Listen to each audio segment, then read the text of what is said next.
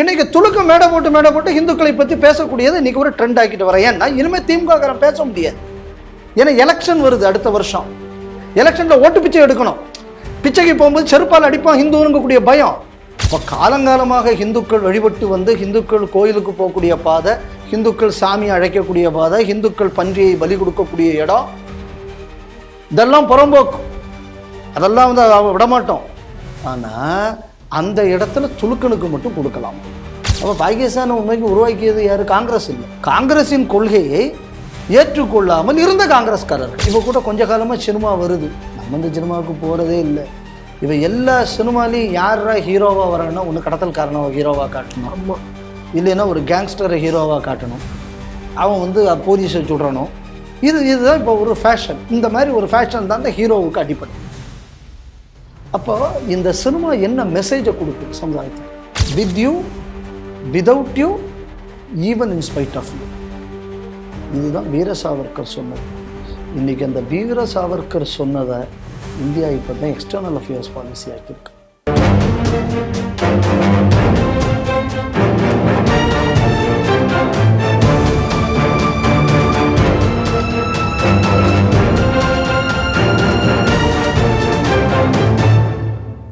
Sri TV நேயர்களுக்கு வணக்கம்.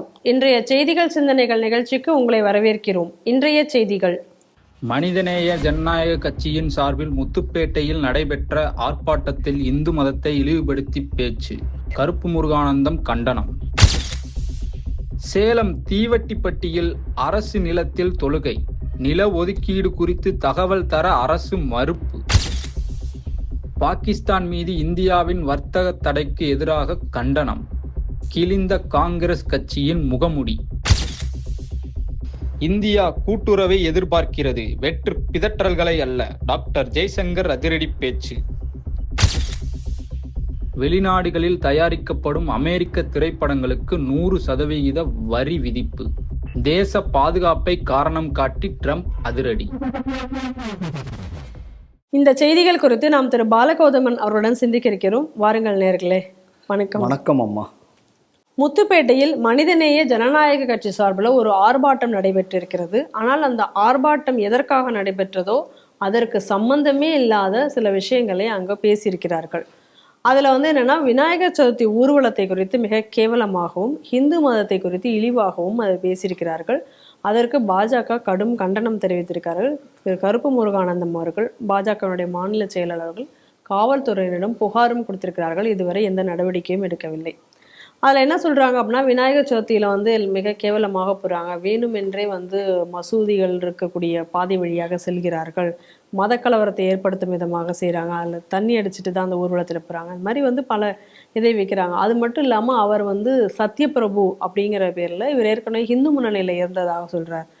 அவர் சொல்லும் பொழுதே நான் இந்து முன்னணியில் இருந்தேன், எனக்கு அதெல்லாம் தெரியும் அப்படிங்கிற மாதிரி தான் அந்த இதையே ஆரம்பிக்கிறாங்க. இப்போ இந்த சத்யபிரபுவை வைத்துக்கொண்டு இந்த மாதிரியான பிரச்சாரங்கள் பல இடங்களில் செய்வதாகவும் ஒரு செய்தி நமக்கு வருகிறது. முதல்ல தெரிவிக்கணும், மக்கள் முதல்ல தெரிஞ்சுக்கணும், இந்த மனிதநேய ஜனநாயக கட்சி அப்படின்னா நமக்கு எதான் புரிஞ்சுக்கணும்னா, பாம்பு டான்ஸ் ஞாபகம் இருக்கும் உங்களுக்கு? ஞாபகம் இருக்கு. அசம்பிளியில் ஒருத்தர் பாம்பு டான்ஸ் ஆடினாரு. அவருக்கு பேர் என்ன? தமிமுன் அன்சாரி. அவருக்குள்ள கட்சி பாம்பு டான்ஸ் அன்சாரிக்குள்ள அமைப்பு தான் இந்த மனிதநேய ஜனநாயக கட்சி. பெரிய யோக்கிய மேடை. இன்னொரு யோக்கியர் பேசிவிட்டார். அது என்ன சொல்கிறார்? நான் ஒரு ஹிந்து முன்னணியில் இருந்தேன், நான் ஒரு ஹிந்துவாக இருந்தேன் அப்படின்னு சொல்லிவிட்டு அவர் வந்து இப்படி விநாயகர் சதுர்த்தி ஊர்வலம் அப்படி நடந்தது, இப்படி என்னென்னா மசூதி இருக்கும் வழியாகத்தான் இவர்கள் போகிறார்கள் அப்படின்னு. அப்போ நான் திருப்பி கேட்குறேன், அப்போ அதே பக்கத்தில் இருக்கிற துளுக்கண்டு நீ கேட்க வேண்டியது தானே? ரெண்டாவது, விநாயகர் ஊர்வலம் வந்தாச்சுன்னா உங்கள் அல்லாவுக்கு பிடிக்கல அப்படின்னா நீ ஏன் தெருவில் போய் மசூதியை கட்டுற? எங்கேயா ஒதுக்குப்புறமா கட்ட வேண்டியது தானே? உனக்கு தான் அது ஆகாது இல்லை, கேட்கணும்ல. பத்திரிகையில் அட்வர்டைஸ்மெண்ட் போட்டு என்ன போட்டியே? திருநெல்வேலி மெட்ராஸ் ஹைவேயில் 60 to 80 கிலோமீட்டர் தூரத்தில் ஒரு மசூதி கட்ட வேண்டும். அப்போ நாளைக்கு வண்டி ஹார்ன் அடிக்குது, இல்லை எவனா வண்டியில் சாமி பாட்டு போகிறான், அப்போ எங்கள் அல்லாவுக்கு ஆகாதுன்னு தடுத்து நிறுத்துவே இல்லை. அப்போ நீ மசூதியை வந்து தெருவில் கட்டுறதுனால தானே பிரச்சனை வருது. அப்போ இதுல இருந்து என்ன புரிஞ்சுக்கணும் அப்படின்னா, பிரச்சனைகள் வராமல் இருக்க வேண்டும் என்றால் வீதிகளிலேயே மசூதி கட்டப்படாது. அதானே நியாயம். கண்டிப்பாக. ஏன்னா மசூதி வழி ஊர்வலம் போனால் பிரச்சனை வருமா? அப்போ பிரச்சனையை ஏற்படுத்துறது யாரு? துலுக்கம் தானே. ஏன்னா இன்னொரு ஊர்வலம் தெரு அவன் சொந்த சொத்தா கிடையாது, காமன் ப்ராப்பர்ட்டி. ஒரு காமன் ப்ராப்பர்ட்டியில காலங்காலமாக இந்துக்கள் இருக்கக்கூடிய ஒரு இடத்துல நீ வந்து மசூதியை கட்டுவியா? அந்த வழியில இவன் போயாச்சுன்னா உனக்கு பிரச்சனை வருமா? அப்ப நீயே வந்து கட்டுற. அப்ப இந்த லாஜிக்கையும் சேர்த்து அவர் பேசியிருந்தாருன்னா அவருக்கு வந்து கொஞ்சமாவது இருக்கு. அப்ப அவர் வாங்கி திங்காதவர், பொழப்புக்கு சரண்டர் ஆகாதவர், இல்லைன்னா சமீபத்தில் ஏதாவது மதம் மாறினாரான்னு கூட நமக்கு தெரியாது. யாரா மாறி இருக்காங்க, யாரு மாறல, இதெல்லாம் டெஸ்ட் பண்றதுக்குன்னா நம்ம பாகல்காமுக்கு தான் போனோம். இப்போ சுடுறதுக்கு முன்னாடி வரை டெஸ்ட் பண்ணி பார்த்துருக்காங்க. ஏன்னா இது அவங்க பழக்கம். அதனால அடுத்தது நம்ம எதை கவனிக்கணும் அப்படின்னா, அந்த ஊர்வலத்தில் தனி எடுத்து சென்றார்கள், அந்த இதில் இப்படி செல்றார்கள். சரி, அப்போ நானும் ஒன்று கேட்குறேன். மொத்த தங்க கடத்தல் கேஸ், மொத்த வெளிநாட்டில் நடக்கக்கூடிய கேஸ், இதெல்லாம் எடுத்து நம்ம ஒரு லிஸ்ட்டு போட்டால் இவர் பேசுகிற மாதிரி அந்த சமுதாயத்தில் இருக்கிற எல்லாருமே அப்படிப்பட்ட ஆள்னு நம்ம பேசினா எவ்வளவு தப்பு? நிச்சயமாக தப்பு தானே? தப்பு தான். இன்னைக்கு கூட பவன் கல்யாண் சொல்லியிருக்காரு, எல்லா முஸ்லிம்களும் பயங்கரவாதிகள் அல்ல, ஆனால் பயங்கரவாதத்தில் ஈடுபடுபவர்கள் அனைவரும் முஸ்லிம்களாக இருக்கிறார்கள். அந்த பாயிண்ட்டை நல்லா கவனிக்கணும். ஏற்கனவே பலகாலமாக நம்ம சொல்லிக்கிட்டு வரக்கூடியது தான். ஹிந்து முன்னணியில் ஐயா வீரத்துறவி இருந்த காலத்திலிருந்து நம்ம சொல்லிக்கிட்டு வர விஷயம் இன்னைக்கு பவன் கல்யாண் வர சொல்ல தொடங்கிட்டார். தான் நான் சொல்லுவேன், எங்கள் வீரத்துறவி என்னெல்லாம் விஷயம் சொன்னாரோ இன்னைக்கு அதைத்தான் நீங்கள் சொல்லிக்கிட்டு, இன்னைக்கு ஏதோ இவனுக்கு புதுசாக கண்டுபிடிச்ச மாதிரி 10 பேர் இதுக்கு வந்து கமெண்ட் கீழே போட்டுக்கிட்டு இருக்கான், இவ்வளவு தைரியமாக பேசுகிறாருன்னு. இதை முதல்ல சொல்றதுக்கு கற்றுக் கொடுத்ததே எங்கள் வீரத்துறவி தான், நம்ம ஆசான் தான். அதனால இப்போ நம்ம வந்து இப்போ அடுத்து அந்த ஒரு இதையும் கொண்டு வந்தாச்சுன்னா, அதே மீட்டிங்கில் இவர் இதையும் பேசியிருந்தாருன்னா இவர் ஒரு நடுநிலையோட அந்த பாம்பு டான்ஸ் கூட்டத்தில் பேசினாருன்னு நம்ம ஒத்துக்கலாம். அடுத்தது அவர் சொல்லக்கூடிய ஒரு பாயிண்ட் என்ன அப்படின்னா, இப்படியெல்லாம் குடித்து விட்டு செல்கிறார்கள். வருத்தப்படக்கூடிய விஷயம்தான். ஏதோ 4 பேர் குடிச்சுக்கிட்டு வர்றாங்க. ஹிந்து முன்னணி அமைப்பில் இதெல்லாம் ரொம்ப கண்காணித்து தான் அதெல்லாம் சரி பண்ணவும் செய்து கொண்டிருக்கிறார்கள். அப்புறம் என்ன சொல்கிறாரு, அதில் காசெல்லாம் வசூல் பண்ணிக்கிட்டு இருக்காங்க அப்படிங்கக்கூடிய ஒரு குற்றச்சாட்டை கூட சொல்கிறார். அப்போ நீங்கள் என்ன சொல்லியிருக்கணும், இந்த மாதிரி பண்ணுறது தப்புன்னு சொல்லியாச்சுன்னா இன்னொருத்தன் சொத்தை வக்ஃபுங்கக்கூடிய பேரில் நம்ம எழுதி வைக்கிறதுன்னு தப்பு. வக்ஃபுக்கு ஒரு ஆள் எழுதி வச்சிருப்பாரு, இது இந்த ஒரு பர்டிகுலர் பர்பஸுக்காக நான் எழுதி வைக்கிறேன், அதை தவிர வேற செயல்பாட்டுக்கு அந்த சொத்தை திருடி கொடுப்பது தப்பு, இந்த பணத்தை எடுத்து வேற ஆக்டிவிட்டிக்கு நம்ம டைவர்ட் பண்ணுறது தப்பு. இதெல்லாம் பேசியிருக்கேன்னா அந்த போராட்டம் எதுக்குள்ளது? வக்ஃப் சட்டத்துக்கு எதிரான போராட்டம். இப்போ வக்ஃப் சட்டத்துக்கு எதிரான போராட்டம்னா நான் சொன்ன இந்த விஷயத்தெல்லாம் இந்த ஆள் பேசியிருக்கணும். வக்ஃப் சட்டத்துக்கு இதுக்கு அங்கே என்ன சம்பந்தம்? அப்புறம் கணபதி பாப்பா மோரியா அப்படின்னு சொல்லி அதை ஒரு கிண்டலாகவும் பேசியிருக்கிறார். அப்படிதானே? ஆமாம். இதே இது இங்கேருந்து ஒருத்தர் நாரே தக்பீர்னு திருப்பூரில் ஒரு திமுக எம்எல்ஏ ஒருத்தர் கத்திக்கிட்டு கிடக்காரு ஒரு ஸ்டேஜில். ஏன்ப்பா நீங்கள் இதை கிண்டல் அடிக்கிற மாதிரி அந்த திருப்பூர் எம்எல்ஏக்குள்ள நாரே தக்பீரை கிண்டல் அடிச்சு ஒரு பேச முடியுமா? அவன் வேற இடத்துல சொன்னது பண்ணுறது ஒரு நாக்கு சொன்னது பண்ணிவிட மாட்டான், நீ அங்கே வச்சு பேசியிருந்தேன்னா. அப்போ ஹிந்துக்கள்னு சொன்னால் என்ன வேண்டும் என்றாலும் பேசலாம். இதற்கு காரணம் என்ன? தமிழ்நாட்டில் ஒரு மந்திரி கேட்டால் துணை முதல்வர்னு ஒரு பொறுப்பு வேற வச்சிருக்கா, அப்படி அந்த ஆள் பேசுவாராம், சனாதனத்தை ஒழிப்போம், கேஸ் போட மாட்டான் அந்த நாட்டில். அதுக்கு அடுத்தது இன்னொருத்தர் பேசுவார், ஹிந்து பொம்பளைகளெல்லாம் தரக்குறைவாக பேசுவார், சாமியை திட்டி பேசுவார், ஏன்னா அவர் ராஜ்யசபா எம்பி, கேஸ் போட மாட்டான். இன்னொருத்தர் பட்ட நாமத்துக்கு பேசுவார், கோர்ட்டு சுவமூட்டை எடுத்து கேஸ் போடுன்னு சொல்லிச்சு, போலீஸ் ஒன்றும் பண்ணலை, இன்னும் அவர் வெளியில சந்தோஷமா தெரிஞ்சுக்கிட்டு இருக்காரு. இன்னொருத்தர் முதல்வர்னு தன்னை அழைத்துக் கொள்வார், அவர் வந்து பேசுவார், ஒரு துலுக்க கல்யாண மண்டபத்தில் போய் ஹிந்து கல்யாண மந்திரத்தை பத்தி பேசுவார். அப்ப இவர் இதே இடத்துல போயிட்டு முகமதுக்குள்ள மனைவிகளை பத்தி பேசுவார். அவரு பேசணும்ல, அங்க போய் நீங்க அதைத்தானே பேசணும், இதை பத்தி பேசப்படாது இல்லை. அவர் பேர்ல இன்னைக்கு வர எந்த வழக்கோ எதுவும் இருக்காது. இப்படி ஹிந்துக்களை தொடர்ந்து அரசில் இருக்கக்கூடிய மந்திரிகளும் வேற கட்சிக்காரங்களும் வெவ்வேறு இந்த காசு வாங்கிட்டு குலைக்கக்கூடிய கூட்டம், இந்த தீக்கா இந்த மாதிரி ஏழட்டணம் கூட்டங்கள்லாம் இருக்கு, இதுக பேசுறதும் எழுதுறதும் இவங்க மேல நடவடிக்கை இல்லாமல் அவன் சுத்தி திரியறதுனால இன்னைக்கு துலுக்க மேடை போட்டு ஹிந்துக்களை பத்தி பேசக்கூடியது இன்னைக்கு ஒரு ட்ரெண்ட் ஆக்கிட்டு வரேன். ஏன்னா இனிமே திமுக பேச முடியாது. ஏன்னா எலெக்ஷன் வருது அடுத்த வருஷம், எலெக்ஷன்ல ஓட்டு பிச்சை எடுக்கணும், பிச்சைக்கு போகும்போது செருப்பால் அடிப்பான் ஹிந்துங்கக்கூடிய பயம். இப்போ என்ன பண்றான், இவ்வளவு நாள் இவன் பேசினதே இவன் கிறிஸ்தவண்டி துல்கண்டி வாங்கி தின்னு பேசினவன், இப்போ என்னடான்னு இப்போ நான் பேச முடியாதுன்னு சொன்னா அவன் பேசுறான், அதையும் நடவடிக்கை எடுக்காம பார்த்துக்கிட்டு. அப்போ இந்த ஐடியா என்ன அப்படின்னு சொன்னா, தொடர்ந்து ஹிந்துக்களை அவமானப்படுத்தணும், திட்டணும், ஹிந்து ஒற்றுமையை ஒழிக்கணும். இதை டைரக்டா எந்த காலத்துல திமுக பண்ணணும், எந்த நேரத்துல வேற அமைப்பு பண்ணணும், எந்த நேரத்துல ஒரு தேர்டு பார்ட்டியை வச்சு பண்ணணும், எந்த நேரத்தில் ப்ராக்சியை வச்சு பண்ண வைக்கணும், டைமிங் போட்டு ஹிந்துக்களுக்கு எதிரான வன்முறை என்பது இந்த நாட்டில் நடந்து கொண்டிருக்கிறது. இப்போ இதே மாதிரியான ஒரு விஷயம் நடந்தாச்சுன்னா, நான் துலுக்கனையோ கிறிஸ்தவனையோ எவனாவத்தம் பேசினான்னா உடனே ஒரு மைனாரிட்டி ஆணையம் உங்களுக்கு நோட்டீஸ் அனுப்பும். இப்போ ஹிந்துக்களை பேசினா நாதி இல்லை. அதனால தான் இந்துக்களுக்கு என்று ஒரு வாரியம் வேண்டும் என்று நம்ம தொடர்ந்து கேட்டுக்கிட்டு இருக்கோம். ஆனால் துரதிர்ஷ்டம் என்ன, 11 ஆண்டுகள் வந்து பிஜேபி ஆட்சி வந்து இவங்க இதை ஒன்று செய்யலை. அதில் இன்னொரு காரணம் இருக்குது. சில அறிவு ஜீவிகள் இருக்காங்க இந்த ஹிந்துத்துவவாதிகள் கூட்டத்தில், அவங்களாம் இதுக்கு வந்து அவங்க ஒத்துக்கலையா. ஏன்னா அவங்க வந்து சர்வதேச அளவுலெல்லாம் யோசித்து தான் அவங்க பேசுவாங்க. ஏன்னா அந்த மாதிரி பலர்கிட்ட பேசியிருக்கேன். இந்த அறிவுஜீவிகள் தான் நாட்டுக்கே பிரச்சனைங்கிறது என்னோட அபிப்பிராயம். அதனால் நம்ம இதை எதை கவனிக்கணும் அப்படின்னு சொன்னால், இது ஒரு திட்டமிட்ட ஒரு தாக்குதல் என்பது ஹிந்து சமுதாயத்தின் மீது நடந்து வருகிறது. அது இங்கே நடந்திருக்கிறது எங்கன்னு பார்த்தாச்சுன்னா, நம்ம ஜாம்பானோட பகுதியில் முத்துப்பேட்டையில் நடந்திருக்கு. இதில் ஆல்ரெடி பல முறை கலவரங்கள் வந்த ஒரு இடம். அந்த இடத்துல இன்னைக்கு நீங்கள் வந்து இந்த மாதிரி ஒரு மீட்டிங்கில் வேற ஒரு ஆளை வச்சு செய்கிறாரு அப்படின்னு சொன்னால், அடுத்த கலவரத்திற்கான வழி. இப்போ நாகப்பட்டினத்தில் பார்த்தீங்கன்னா இந்த திருமுருகல் ஒன்றியம் ஆல்ரெடி அவங்க ஒரு கணிசமான ஒரு அவங்க கிரிப்பில் இருக்கிற மாதிரியான ஒரு ஒன்றியமாக மாறி வருகிறது. ஸோ பல இடங்களில் இன்னைக்கு நாகப்பட்டினம் மாவட்டத்தில் இன்னும் சொல்லப்போனால் பல கடற்கரை ஓர கிராமங்களில் ஒட்டி துலுக்கனுக்குள்ள ஆதிக்கம் என்பது பெருகி வருகிறது. ஏற்கனவே அங்கே வந்து ஒரு அன்ஆத்தரைஸ்டு ட்ரோன் ஒன்று பறக்க விடப்பட்டது. அது அப்புறம் வந்து போலீஸ்காரங்க அதெல்லாம் சீஸ் பண்ணாங்க. இதெல்லாம் முன்னாடி நடந்தது. அது மட்டும் இல்லாமல் நீங்கள் முத்துப்பேட்டையை பார்த்தீங்க அப்படின்னு சொன்னோன்னா, எல்டிடி இருந்த காலங்களில் நம்ம ஊரில் இருந்து சிலோனுக்கு ஆயுத கடத்தல், இந்த மாதிரியான கடத்தல்கள் இதெல்லாம் நடந்துக்கிட்டு இருந்த ஒரு பிரைம் ஸ்பாட்.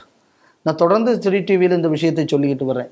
எல்டிடி முடிஞ்சதுக்கப்புறம் இன்று இந்த கடற்கரையை இன்று துலுக்கம் கையில் வச்சுக்கிட்டு இருக்கான். நீங்கள் பாருங்கள், ராமநாதபுரத்தில் ஆரம்பித்து இந்த பக்கம் நம்ம திருவள்ளூர் மாவட்டம் வர உள்ள கடற்கரையில் முஸ்லீம்களுக்குள்ள ஆதிக்கம் எவ்வளவு அதிகமாக இருக்கிறதுங்கக்கூடியதை பல நியூஸில் புள்ளி விவரங்களோடு இதே டிவியில் நம்ம சொல்லியிருக்கோம். இன்னைக்கு அந்த மாதிரியான ஒரு இடம் தான் முத்துப்பேட்டை. அப்போ இந்த இடத்துல திருப்பி ஒரு கம்யூனலி ஒரு சார்ஜ் அட்மாஸ்பியரை கொண்டு வந்து ஒரு கலவரம் மாதிரியான ஒரு சூழலை ஏற்படுத்தி மீண்டும் இப்போ வந்து ஹிந்துக்களை வந்து நீங்கள் வந்து ஒரு கலவரம் வந்தாச்சு அப்படின்னா போலீஸ் ஒரு தலைப்பட்சமாக நடந்துக்கும்.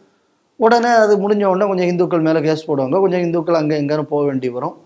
ஸோ அந்த நேரத்தில் அவங்களை அவங்க பலப்படுத்திக்கிறது. ஸோ இந்த டாக்டிஸ் இது இன்று முத்துப்பேட்டையில் அரங்கேற்றுவதற்காக இன்னைக்கு பாம்பு டான்ஸ் தமிமுன் அன்சாரி கட்சி இன்று இந்த வேலையை செய்திருக்கிறது. அதனால இது ஏதோ ஒரு சாதாரண ஒரு இந்துக்களுக்கு எதிரான ஒரு பேச்சு என்று நான் இதை பார்க்கவில்லை. ஒரு கூலிக்கார பயலை கொண்டு இந்துக்களை திட்ட வச்சிருக்கான் அப்படின்னு நான் நினைக்கவும் இல்லை. ஆனால் இது ஒரு வைடர் கான்ஸ்பிரசி. இந்த வைடர் கான்ஸ்பிரசியோடு ஒரு அங்கமாக நான் இந்த பேச்சை பார்க்கிறேன். இதை அரசாங்கம் சாதாரண ஏதோ ஒரு ஹேட் ஸ்பீச் அப்படி ஹேட் ஸ்பீச்னு கூட ஒத்துக்க போகிறது இல்லை. ஏன்னா இப்போ கூட எஃப்ஐஆரே போடல. ஆனால் இது வந்து ஒரு தேசிய பாதுகாப்புக்கு ஒரு அச்சுறுத்தலாக ஒரு அது எனக்கு தெரிஞ்சு ஒரு அந்த இடங்கக்கூடியது கொஞ்சம் நிறைய மறைவிடங்களும் உள்ள ஒரு கடற்கரை பகுதி அது பக்கத்துலலாம். ஸோ அந்த மாதிரியான ஒரு இடம் இந்த மாதிரியான ஒரு வல்னரபிள் பிளேஸாக மாறியாச்சுன்னா இது தேசத்தின் பாதுகாப்புக்கு அச்சுறுத்தல். அதனால் அரசாங்கம் உடனடியாக இந்த பேச்சுக்கு எதிராக நடவடிக்கை எடுக்க வேண்டும். இது தொடர்புடையவர்களை கைது செய்ய வேண்டும். சேலம் மாவட்டம் காடையம்பட்டி வட்டம் தீவெட்டிப்பட்டி கிராமத்திற்கு அருகில் இருக்கக்கூடியது ஐயர்காட்டு விளவு அப்படிங்கக்கூடிய ஒரு கிராமம். அந்த கிராம பகுதியில் அங்கே இருக்கக்கூடிய ஹிந்துக்கள் வந்து ஒரு இடத்துல வந்து, அதாவது அது அரசு புறம்போக்கு நிலம் அப்படின்னு சொல்கிறாங்க, அந்த இடத்துல வந்து ஹிந்துக்கள் ஒரு வழிபாடுகள் அவங்களுடைய குலதெய்வ வழிபாடுகளை செய்து கொண்டிருந்த ஒரு இடத்த எந்த ஒரு முன்னறிவிப்பும் இன்றி அங்கே இருக்கக்கூடிய அந்த கிராம நிர்வாகி அலுவலர்கள் விஏஓ ஆர்ஐ இவங்கெல்லாம் சேர்ந்து அந்த இடத்த வந்து இப்போ அந்த இடத்துல ஒரு பள்ளிவாசலோ ஈத்கா மைதானமோ ஏதோ ஒன்றை கட்டுவதற்காக இஸ்லாமியர்களுக்கு அந்த இடம் கொடுத்ததாக சொல்லி ஏற்கனவே கிராம மக்கள் அதற்காக போராடி வருகிறார்கள், அதை தடுத்து நிறுத்த வேண்டும் என்று. சமீபத்தில் அந்த இடத்துல வந்து ரம்ஜான் தொழுகை கூட நடத்தியதாக ஊர் மக்கள் வந்து கம்ப்ளைண்ட் கொடுத்துருக்காங்க. ஆனால் இந்த எதையுமே இதை கேட்காம தொடர்ந்து அந்த பகுதியில் பணிகள் நடைபெற்று வருகிறதுங்கிறது ஒரு குறிப்பிடத்தக்கது. இந்த நிலையில் அந்த ஊரை சார்ந்த கோவிந்தராஜு என்பவர் ஆர்டிஐயில், அதாவது தகவல் உரிமை அறியும் சட்டத்தில் கீழே ஒரு மனுவை அனுப்பிச்சிருக்காரு. அதில் வந்து அவர் ஒரு 5 கேள்விகளை வந்து அவர் கேட்டிருக்காரு. என்னென்ன கேள்விகள் கேட்டிருக்காரு அப்படின்னு சொன்னால், சர்வே எண் 114/2 இந்த இடத்துல வந்து 26/3/2025 அன்னைக்கு இந்த இடத்த வந்து நில அளவீடு செய்து இதெல்லாம் மார்க் பண்ணி வச்சுட்டு போயிருக்கீங்க. அப்போ இதை வந்து என்ன பயன்பாடுக்கு இதை நீங்கள் வந்து இப்போ கொடுக்க போகிறீங்க இந்த நிலத்தை? அப்போ இந்த நிலத்தை வந்து இப்போ இது பண்ண சுத்தப்படுத்தி இதெல்லாம் பண்ணது எந்த அதிகாரிகள் அதில் ஈடுபட்டாங்க? அதுக்கு ஏதாவது அரசாணை இருந்ததுன்னா அதை நீங்கள் எனக்கு தரணும் அப்படின்னு ஒரு கோரிக்கை வச்சுருக்காரு. அதுக்கு அடுத்த கேள்வியாக எந்த விதமான கட்டுமானம் இதில் வரப்போகுது? அப்போ அந்த கட்டுமானத்திற்கு மாவட்ட ஆட்சியரினுடைய அனுமதி அப்படிங்கிறது இருக்கா? இதுக்கு இல்லை யாருக்காவது இது பட்டாவாக இதை மாற்றி வழங்கியிருக்கீங்களா? அப்போ இல்லை விசேஷ அனுமதி பெற்று ஏதாவது ஒரு கட்டடம் நீங்கள் கட்ட போகிறீங்களா இப்படின்னு சொல்லி ஒரு 5 கேள்விகளை அவர் வச்சுருக்காங்க. ஆனால் இந்த 5 கேள்விகளுக்கும் ஒரே ஒரு பதில் தான் கொடுத்துருக்காங்க. என்ன சொல்லியிருக்காங்கன்னா, தகவல் அறியும் உரிமை சட்டத்தில் 2005 பிரிவு 2F அதன் கீழே வந்து அந்த அலுவலகங்களுக்கு கீழே வரக்கூடிய பிரிவு, அந்த அலுவலக கீழே உள்ள ஆவணங்கள் மட்டும்தான் நாங்கள் தர முடியும், இதெல்லாம் அதுக்கு இடையில வராதுல்ல, அதனால இதெல்லாம் தர முடியாது அப்படின்னு சொல்லி ஒரே பதிலாக சொல்லி முடிச்சிட்டாங்க. இப்போ இந்த நிலையில் என்ன இருக்குது அப்படின்னு சொன்னால், இன்று அந்த இடத்துல பகுதியில் அந்த கட்டுமான பணியை தொடர்ந்து நடத்துறதுக்கு முயற்சிருக்காங்க. அப்போ அங்கே இருக்கக்கூடிய கிராம மக்கள், அதாவது இந்துக்கள் வந்து இதற்கு எதிராக போராடி விடுகிறார்கள். ஆனால் கிராம மக்களுடைய குரல்களை கேட்காம தொடர்ந்து வந்து போலீஸ் பாதுகாப்போட அப்பகுதியில் வேலைகள் நடந்து கொண்டிருக்கின்றன. அயோக்கியத்தனத்தின் உச்ச கட்டம். ஒரு ஆர்டிஐல நான் வந்து ஒருத்தருக்கு போட்டாச்சு அப்படின்னா கன்சர்ன்ட் அஃபீஸருக்கு அவங்க அதை அனுப்பி அவங்கள்ட்ட பதில் வாங்கி கொடுக்க வேண்டும் என்பது தான் ஆர்டிஐ சட்டம். அப்போ ஒரு ஆர்டிஐ சட்டத்தை கூட பின்பற்றுவதற்கு இன்னைக்கு தயார் இல்லை. நான் ஏன்டா அவனுக்கு பதில் சொல்லணும் அப்படிங்கக்கூடிய ஒரு எகத்தாளம், ஒரு சட்டவிரோத நடவடிக்கையை இன்று அரசாங்கம் செய்திருக்கிறது. இப்போ நம்ம இந்த இஷ்யூ நீங்கள் ஏற்கனவே நடந்ததை வச்சு சொல்ல போயாச்சுன்னா, முதல்ல இதில் என்ன அப்படின்னா கட்டடத்தை கட்ட போறீங்க. என்னன்னா இன்னைக்கு அந்த ஊர்க்காரங்க இந்த போய் கேட்டிருக்காங்க, ஐயா இது என்ன, உடனே ஒரு 10 துளுக்கு அந்த பக்கத்தில் வந்திருக்கா, நீங்கள் எப்படி நடத்தலாம், அப்போ இது வந்து அரசாங்க இடம் தான், எங்களுக்கு அரசாங்கம் கொடுத்துருச்சுன்னு அவன் சொல்கிறான். அப்போ ஊர்க்காரங்க என்ன கேட்குறாங்க, கொடுத்துருக்குல்ல, அப்போ அதுக்குள்ள உத்தரவை காட்டுங்கன்னு. நான் ஏன் உனக்கு உத்தரவை காக்கணும், நீ வேணா ஆஃபீஸில் போய் கேட்டுக்கோ, வார்த்தையை நல்லா கவனிச்சுங்க. உடனே கொஞ்சம் கழிஞ்சு அங்கேருந்து அந்த லோக்கலில் இருக்கிற ரெவென்யூ டிபார்ட்மெண்ட் அஃபீஷியல் வராங்க. அதில் நாகூர் மீரான் அப்படிங்கிற தாசில்தார் உட்பட வராங்க. அப்போ அவங்க பேசும்போது என்ன சொல்கிறாங்க அப்படின்னு சொன்னால், உத்தரவெல்லாம் நான் ஏன் காட்டணும், நாங்கள் சொல்கிறோம் கட்டும். இப்போ என் கேள்வி என்ன அப்படின்னா, அரசாங்கத்தில் உள்ள முறையை பற்றி நான் முதல்ல நம்ம தெரிஞ்சுக்கணும். நான் ஒரு இடத்துல ஒரு கட்டடம் அரசாங்க இடத்துல கட்டணும்னா அந்த கட்டடம் கட்டுறதுக்கு பர்பஸ், நான் எதுக்காக அந்த லேண்ட் அலாட் பண்ணியிருக்கேங்கிற ஆர்டர் போடணுமா வேண்டாமா? நிச்சயமா போடணும்.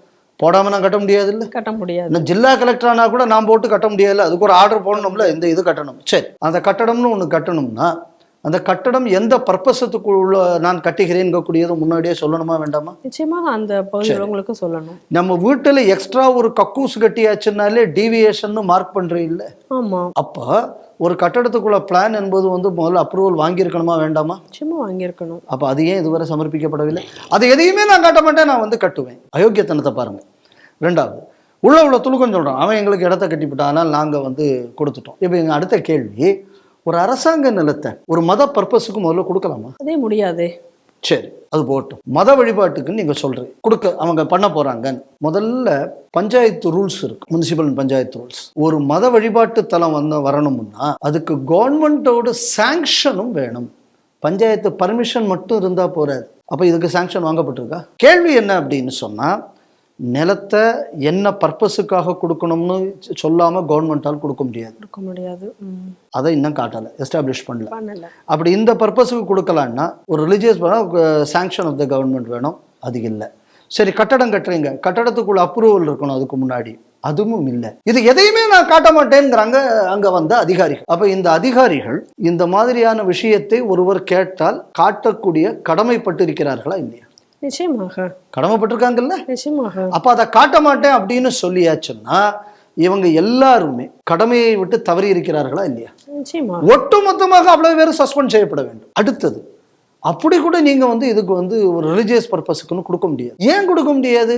ஏற்கனவே அந்த இடத்துல ஒரு மரம் இருந்துச்சு, அந்த மரத்துக்கு கிட்ட இவங்க பலி கொடுத்துக்கிட்டு அங்க சாமி அழைப்பு அங்கிருந்து அழைச்சிக்கிட்டு தான் மேலே போவாங்களாம். அதை வந்து ரிமூவ் பண்ணியிருக்காங்க. இதை தொட்ட சர்வே நம்பர், இது அடுத்த சர்வே நம்பர்ல ஒரு ஹிந்து வழிபாட்டு தலம் இருக்கு. இந்த புறம்போக்கு நிலங்கக்கூடிய முடியக்கூடிய இடத்துல அந்த பக்கம் ஒரு 3-4 சமாதி இருக்கு. இந்த புறம்போக்குக்கு கிழக்கு பக்கம் கொஞ்சம் தள்ளி அங்க இருந்து இவங்க இப்ப எந்த இடத்துல அதுல இருந்து கரெக்டா 300 மீட்டருக்குள்ள 300-400 மீட்டர்ல ஒரு ஆஞ்சநேயர் கோயிலும் இருக்கு. அப்ப இவ்வளவு ஹிந்து வழிபாட்டு தலங்கள் சுத்தி இருக்கிற இடத்த இந்த பர்பஸுக்கு எப்படி கொடுக்க முடியும்? இப்ப என்ன சொல்றாங்க, அதுல அந்த மரம் இருந்துச்சு, எங்களுக்கு அது கோயிலுக்குள்ளதுன்னு தெரியாது, அதனால நாங்க அதை கொடுத்தோம். சரி, அப்ப பக்கத்துல ஒரு கோயில் இருக்கு, அப்ப அது பக்கத்துல ஒரு வழிபாட்டு இது கொடுக்கலாமா? அடுத்த கேள்வி வருது இல்ல, நீங்க எப்படி கொடுக்க முடியும்?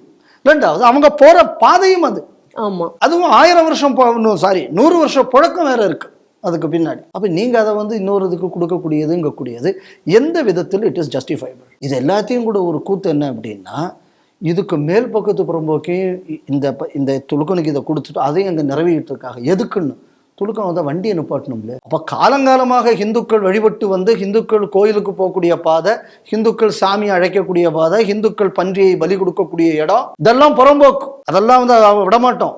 ஆனால் அந்த இடத்துல துலுக்கனுக்கு மட்டும் கொடுக்கலாம். நாகூர் மீரான் சட்டம் இது பாரத் நியாய சம்ஹிதா இல்லை, இது நாகூர் மீரான் சட்டம். ஆர்டிஐல பதில் சொல்ல மாட்டோம், அலாட்மெண்ட் ஆர்டர் காட்ட மாட்டோம், பில்டிங் ஆர்டர் காட்ட மாட்டோம், பில்டிங்குள்ள சாங்ஷனை காட்ட மாட்டோம். இது எல்லாத்தையும் கூட வேடிக்கை என்னன்னா, இன்னைக்கு ஸ்பாட்ல வந்துட்டு போலீஸ்காரங்களும் வந்தாங்களாம். உடனே போலீஸ்காரங்களுக்குள்ள இந்துக்களை மிரட்டி ஒரு 3 போலீஸ்காரனையும் எங்க காவலுக்கு வச்சுட்டு, இவங்க தடுத்தா சொல்லுங்க உள்ள தூக்கி போட்டுருவான், ஒரு 3 போலீஸ்காரங்களை வேற அங்க காவல் போட்டிருக்காங்க. சரி, இப்போ போலீஸ்காரங்க என்ன பண்ணிருக்கணும், ஐயா நீங்க சொல்றீங்க இது கட்டுறதுக்குள்ள ஆர்டருங்க, ஆர்டர் இருந்தா நீங்க கட்டிட்டு போங்க, தேவையில்லாத லா அண்ட் ஆர்டர் ப்ராப்ளம். இந்த கேள்வியை கேட்கணுமா வேண்டாமா போலீஸ்காரங்க? நிச்சயமாக போலீஸ்காரங்க கேட்கல. அப்போ ஒட்டுமொத்தமாக எல்லா அரசு நிறுவனங்களும், எல்லா அரசோட organs, revenue department, local panchayat, police, எல்லாரும் இன்னைக்கு வந்து சட்டத்தை தூக்கி எறிந்திருக்கிறார்கள். என்னன்னா துலுக்கனுக்கு அங்க கொண்டு வரணும், இந்துக்களை வந்து இன அழிப்பு செய்ய வேண்டும். இதை தவிர என்ன நோக்கம்? இப்போ எனக்கு வருத்தம் என்ன, அந்த மாவட்டத்திலையும் வேற இந்துக்கள் இருக்கீங்களே, ஒரு 30 இந்துக்கள் போராடிக்கிட்டு இருக்காங்க, உதவிக்கு போக வேண்டாம். இது ரொம்ப வருத்தப்படக்கூடிய ஒரு விஷயமாக நான் பார்க்கிறேன். இதுல ஒரு வேடிக்கை என்ன அப்படின்னா, ஏற்கனவே மசூதி வந்து ரோட்ல இருந்து உள்ள வரும்போது இருக்கு, ரோட்ல இருந்து உள்ள என்ட்ரானவன், அதாவது என்ஹெச்ல இருந்து கிழக்கு பக்கம் நீங்க வந்து பிரிட்ஜில் இருந்து உள்ள வந்த உடனே மசூதி, இந்த மசூதியிலிருந்து 2 கிலோமீட்டருக்கு உள்ள ஏற்கனவே இந்த இடத்தை நிரவி இந்த தடவை ரம்சான் தொழுகைக்குன்னு கொடுத்தது அரசாங்கம். கொடுத்த நேரத்துல 400-500 பேர் வந்தானா 50 பேர் வெளியூர் துலுக்கம் வந்திருக்கான். என் கேள்வி என்னன்னா, எங்கெங்கெல்லாமோ இருக்கக்கூடிய துலுக்கன் ஒரு இடத்தை திட்டமிட்டு தொழுகைக்கு வரான், அதுக்கு பஞ்சாயத்து இடம் ஒதுக்குது, இது என்ன நியாயம்ங்கிறது? அப்ப எப்படிடா 400 துலுக்கம் அந்த ஊர்லயே கிடையாது? ஐயர்காட்டு விளைவுல ஒரு துலுக்கனும் கிடையாது. தேவட்டிப்பட்டி ஊர் அந்த பக்கம் தான் துலுக்கனே இருக்கு, அந்த ஊர்லயே கிடையாது, ஐயர்காட்டு வளவுலயே துலுக்கம் கிடையாது. வெளியூர்ல இருந்து துலுக்கம் வந்து இங்க ஊரில் நடத்தினார். அதுக்காக ரம்ஜான் அன்னைக்கு ஊருக்கு வெளியே போன இந்துக்களை உள்ள விடல, வீட்டுக்குள்ள உள்ள ஹிந்துவை வெளியில விடல, ஊரம்பட்டும் போலீஸ் போட்டு கிட்டத்தட்ட ஒரு கர்ஃபியூ நடந்த மாதிரி துலுக்கனுக்காக இந்த அரசு, இந்த போலீஸ்காரங்க செய்து கொடுத்தாங்க. அப்ப இது இந்த நாட்டில் எவனெல்லாமோ என்ன ஒரு புஸ்தகத்தை தூக்கி காட்டுவாங்க, அதுக்கு பேர் என்னது, கான்ஸ்டிடியூஷன். இந்த தூக்கி காட்டுறவனுங்களை இப்ப அங்க போய் தூக்கி காட்டுங்களேன்டா, அந்த நாகூர் மீரானை கூப்பிட்டு தூக்கி காட்டு, இதுதான் சட்டம் இருக்கு, பஞ்சாயத்து ரூல்ஸில் இப்படி இருக்கு, நீ பட்டாவை எவனுக்கு கொடுத்த, எத்தனாம் தேதிக்குள்ள பட்டா கொடுத்தியா, அதுக்கு லோக்கல்ல வந்து இந்த மாதிரி ஒரு ரிலிஜியஸ் ஸ்ட்ரக்சர் வருது, அதுக்கு லோக்கல்ல வந்து அப்ஜெக்ஷன் இருந்தாச்சுன்னா அது எப்படி கொடுக்க முடியும் சட்டத்தின் அடிப்படையில்? ஏதாவது ஒரு கேள்வி எவனாவது ஒருத்தன் கேட்டானே, என்னைக்கு வர ஒரு வார்த்தையை ரிப்ளை இப்படி அனுப்பியிருக்கான் இந்த டிபார்ட்மெண்ட்ல, இந்த ஆபீஸ் இருக்கு அதெல்லாம் கொடுக்க முடியாது, எந்த இடத்துல இருக்க சட்டத்தில் கொடுக்க கூடாதுன்னு. அப்ப இவ்வளவு தூரம் ஒரு டிரான்ஸ்பரன்சி சிஸ்டத்துக்குள்ள இருந்ததுக்கு அப்புறம் கூட அதை கூட நான் மதிக்க மாட்டேன். நம்ம ராமலிங்கம் ஒரு ஆர்டிஐ போட்டார் ஒரு கோயிலுக்காக, நம்ம ஆர்டிஐ பதில் அனுப்புறான், என்ன அனுப்புறான் அப்படின்னா, இந்த விவரத்தை கொடுத்தால் உயிருக்கு பாதுகாப்பு இல்லை. எதுக்கு? கோயில் நிலம் யாரு கண்ட்ரோல்லடா இருக்கு, நீ குத்தகைக்கு கோயில் நிலத்தை கொடுத்தே, எவனுக்கு குத்தகை கொடுத்தேன்னு கேட்டதுக்கு ஆர்டிஐ ரிப்ளை, இதை விவரம் கொடுத்தா உயிருக்கு உத்தரவாதம் இல்லை. அது எதுக்கு? ஒன்னு கொடுத்தா எனக்கு உத்தரவாதம் இல்லை, இதை நீ கேட்டு நீ வாங்கினேன்னா ஒன்ன போட்டு தள்ளிடுவான், ஒரு மிரட்டல் வேற. சார், இப்போ அபிஷியல் டாக்குமெண்ட்லயே இந்த மாதிரி மிரட்டக்கூடிய துணியும் பொய் சொல்லக்கூடியது நான் கொடுக்க மாட்டேன் போடான்னு சொல்லக்கூடிய நிலைமை வந்தாச்சுன்னா, இங்க அட்மினிஸ்ட்ரேஷன் ஒண்ணு இந்த மாநிலத்தில் இருக்கிறதா? இப்படி ஒரு ஆட்சி தொடர்வது நியாயமா? இப்ப இந்த பாருங்க, இது அவ்வளவுமே வயலேஷன். ஒரு கட்டடம் கட்டுறான், ஒரு இல்லீகல் கன்ஸ்ட்ரக்ஷன், ஆர்டர் காட்ட மாட்டேங்கிறான், ஆர்டர் கொடுக்க மாட்டேன்னு சொல்றான், போலீஸ்காரன் 3 பேர் காவலுக்கு இருக்கான். அப்ப இது காவல்துறை என்பது மக்களுக்கு சேவை செய்வதற்கு இருக்கிறதா, இல்லைன்னா காசு வாங்கி துலுக்கனுக்கு பாதுகாப்பு துறையாக இருக்கிறதாங்கிறத இப்ப கேள்வி. அப்ப இந்த மாதிரியான ஒரு சூழல் அங்க இருக்கும்போது, நான் அதுவும் முன்னாடி நான் சொன்னேன், வக்ஃபை வச்சு ஒரு விதமான லேண்ட் மாஃபியா நடந்தது, பார்லிமெண்ட்ல வரிசையா என்னென்ன ஊர்கள்ல என்ன நடந்ததுன்னு கணக்கு சொன்னாங்க. இப்ப வக்ஃபே இல்லாம இப்படி ஒண்ணு நடக்குது, இதுதான் நவீன லேண்ட் ஜிஹாத். இத்தனைக்கு இவங்க வந்து கலெக்டரேட் மனு கொடுத்துருக்காங்க, எல்லாருக்கும் மனு கொடுத்துருக்காங்க, சிஎம் செல்லுக்கு அனுப்பிச்சிருக்காங்க, எதுக்குமே நடவடிக்கை இல்லை. திருப்பி இந்த மாதிரியான ஒரு விஷயம் நடக்குது அப்படின்னா, இது ஒரு திட்டமிட்ட ஹிந்து இன அழிப்புக்கு அறைகூவலோட கூடிய விஷயமா இல்லையா? ஏற்கனவே நீ ஒரு ரம்ஜானுக்கு வந்ததுக்கு 50 பேரையும் ஊருக்குள்ள வீட்டுல கர்ஃபியூல வச்சு, இனிமே அங்க உள்ள ஹிந்துக்களுக்குள்ள நிலைமை என்ன ஆகும்? சாதாரணமா பன்னிய தெருவுக்குள்ள விட்டான்னு கலவரம் பண்ணுவீல, அவன் பண்ணி வெட்ட இடத்துல இப்ப நீங்க அங்க போய் தொழுறையில, இப்போ உங்க எல்லாம் கோச்சிக்க மாட்டாரா? இந்த பன்னியை வச்சு எம்பிட்டு கலவரம் அந்த நாட்டில் நடத்தியிருக்கே, இப்போ உங்க எல்லாம் கோச்சிக்க கூடாது? அப்ப லேண்டு வரும்னு சொல்லியாச்சுன்னா பாவம் புண்ணியம் எல்லாம் போயிடுமா? அப்போ இது சமயமா, இல்லைன்னா சமயம் சார்ந்த ஒரு கட்டடம்னு சொல்லலாமா? இல்லைன்னு சொல்லியாச்சுன்னா ஆக்கிரமிப்புக்கும் அதிகாரத்துவத்தையும் ஏற்படுத்துவதற்காக பண்ணக்கூடிய ஒரு ஹரார் ஹவுஸா? இந்த கேள்வி வரும்ல இப்ப. அதனால இன்னைக்கு தீவெட்டிப்பட்டியில் நடந்திருக்கக்கூடியதுங்கக்கூடியது சட்டவிரோதம் மட்டுமல்லாமல் இதில் ஈடுபட்டிருக்கிற அவ்வளவு கவர்மெண்ட் எம்ப்ளாயி உடனடியாக அரசாங்கம் வந்து இவங்க மேலே நடவடிக்கை எடுக்கணும். ஏற்கனவே இதுக்கு முன்னாடி இந்த மாதிரியான விஷயங்களை லோக்கலில் கேட்டதுக்கு ஒரு என்கொயரி வச்சாங்க. இல்லை கோவிந்தராஜுங்கிறவர் வந்து அந்த என்கொயரியில் அப்பியர் ஆனார். அந்த என்கொயரியோட முடிவு வருவதற்கு முன்னாடி அவசரமாக இது கட்டப்படுகிறது. ரெண்டாவது என்ன சொல்கிறாங்க, அரசாங்கம் நாங்கள் தான் கட்டுறோங்கிறாங்க.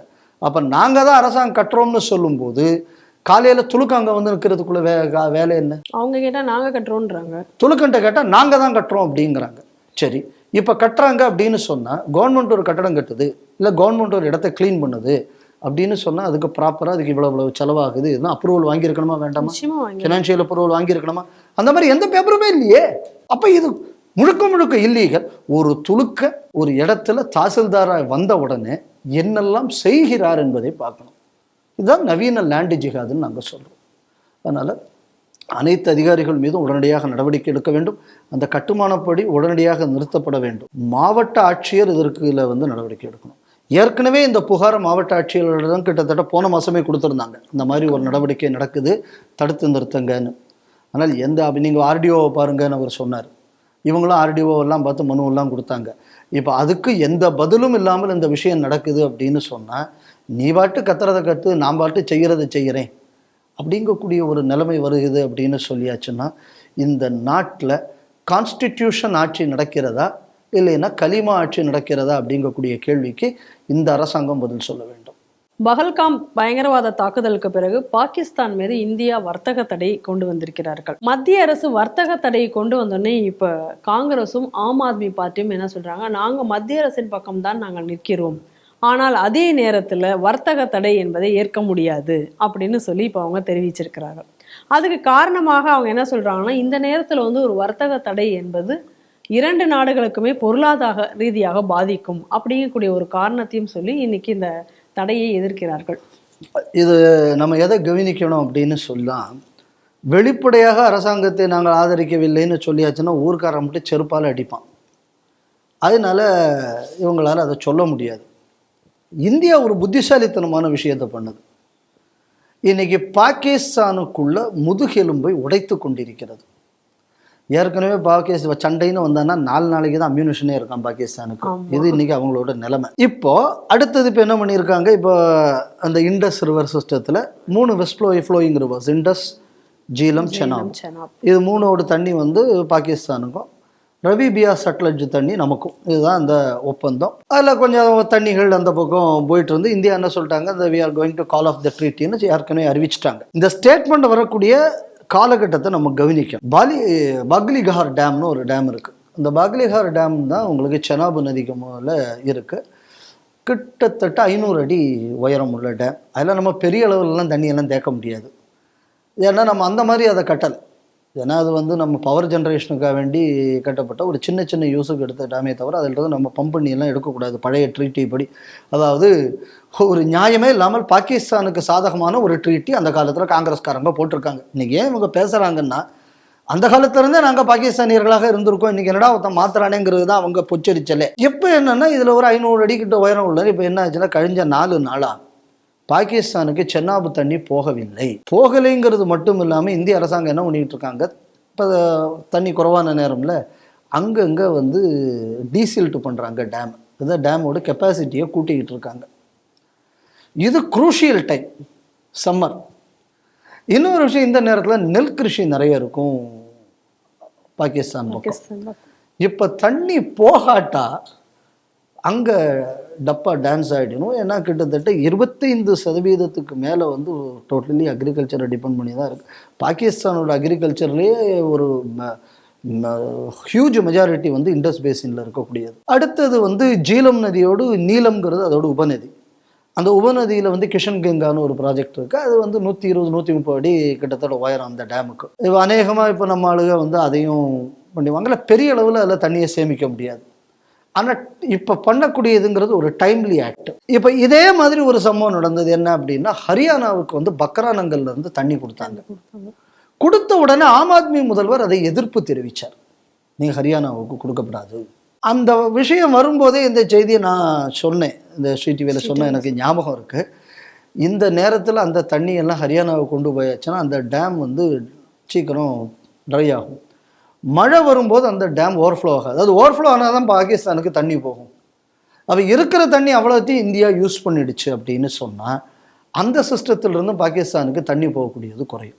ஸோ இது வந்து நீங்கள் பாகிஸ்தானை வந்து கார்னர் பண்ணிக்கிட்டு இருக்கீங்க. கடந்த 4 நாளாக சியால்கோட்டில் வந்து செனாப் ரிவர் காலியாக இருக்கிறதாக சேட்டலைட் இமேஜஸில் நம்ம பார்க்கணும். ஸோ அதோட எஃபெக்ட் எந்த அளவு இருக்கும்னு நம்ம புரிஞ்சுக்கணும்.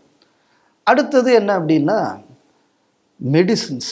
இந்தியாவை நம்பியே இருந்த நாடு பாகிஸ்தான். ஏன்னா நீங்கள் வந்து நம்ம ஊரில் பேராசிட்டமால் நீங்கள் வாங்குகிற விலைக்கு இன்டர்நேஷ்னல் மார்க்கெட்டில் நம்மளால் வாங்க முடியாது. ஸோ நம்ம தான் கொடுத்துக்கிட்டு இருந்தோம். ஸோ நம்மள்கிட்டருந்து மருந்தை வாங்கி போட்டுவிட்டு நம்மளையே கொண்டுவிட்டு நம்மகிட்ட வாங்கின அடிக்கி நம்ம மருந்திலேயே காயத்தை போட்டுக்கிட்டு இருந்தால் இவ்வளவு நாளும். ஸோ அது ஒரு மேஜர் பிஸ்னஸ் பல துறைகளில். ஏன்னா அந்த காலத்தில் தமிழ்நாட்டில் ஒரு மேதாவி இருந்தார். கேட்டாச்சுன்னா எங்களுக்கெல்லாம் அவர் தான் தந்தைம்பான் 10 பேர் நம்பிக்கை இல்லாதவங்க. அந்த ஆள் என்ன சொன்னான்னா, டே வெள்ளக்காரன் அந்த நாட்டை விட்டு போகாத, உன்னால் குண்டூசி கூட செய்ய முடியாதுடா. அந்த வார்த்தையை அந்த ஆள் ஏன் சொல்லியிருப்பான்னு எனக்கு இப்போ தான் தெரியுது. ஏன்னா இவன் ஜின்னாவோட தான் பழக்கம் வச்சுருந்தான். அதனால பாகிஸ்தானுக்கு ஒன்றும் பண்ண யோக்கியதே இல்லை. அன்னைக்கு அந்த வெண்தாடிக்காரன் நம்ம ஆளுகள் கூட இருந்திருந்தாருன்னு வைங்க, அவன் பாரதிய மாதிரி சொல்லி பாடியிருப்பான். காசி நகர் புலவர் பேசும் முறைதான் காஞ்சியில் கேட்பதற்கோர் கருவி செய்வோம் நான் பாரதி, ஆலைகள் செய்வோம் கல்விச்சாலைகள் செய்வோம். அந்த பாட்டே நீங்கள் பார்த்தாச்சு அப்படின்னு சொன்னோன்னா ஒரு நாட்டோடு ப்ளூ பிரிண்ட்டையே பாரதி கொடுத்துருந்தான். அந்த பாரதியை பாப்பான்னு திட்டினா இந்த ஆளுக்கு எப்படிமோ முட்டா பேர தானே இருக்க முடியும், வேற வாய்ப்பு இல்லையே. ஸோ அதனால இந்த பாரதியோடு சேர்ந்து இருந்தாச்சு அப்படின்னு சொல்லியாச்சுன்னா அன்னைக்கு வெள்ளக்காரா குண்டு ஊசி கூட பண்ண முடியாம கொடுக்காதுன்னு சொல்லியிருக்க மாட்டான். ஜின்னாவோட சேர்ந்ததுனால அதை வச்சு சொல்லிவிட்டான். அதனால பாகிஸ்தான் ஜின்னா ஈவேரா சொன்ன மாதிரி குண்டூசி பண்ண யோக்கியதை இல்லாத நாடாக போதுனதுனால இந்தியாவை நம்பியே அந்த நாடு இருந்தது. இந்திய வர்த்தகம் இல்லைன்னு சொன்ன உடனே அங்கேயும் ஒன்றும் கிடையாது. வெளியில் வாங்கணும்னா நம்ம நாட்டையும் கூட 2.5 பங்கு 3 பங்கு விலை கொடுத்து வாங்கணும். இப்போ என்ன ஒன்றுது, இப்போ சண்டை போடுறதுக்கு 4 நாளைக்கு தான் சரக்கு இருக்குது. சோத்துக்கே வழி இல்லாதவன் துட்டு கொடுத்து எங்கே இனி அடுத்ததை வாங்க போகிறான்? ஆயுதம் வாய்ப்பு இல்லை. உள்நாட்டில் குழப்பம் வரும். அப்போது இது எவ்வளோ பெரிய ஒரு ஸ்ட்ராட்டஜி. இப்போ யோசிச்சு பாருங்கள்.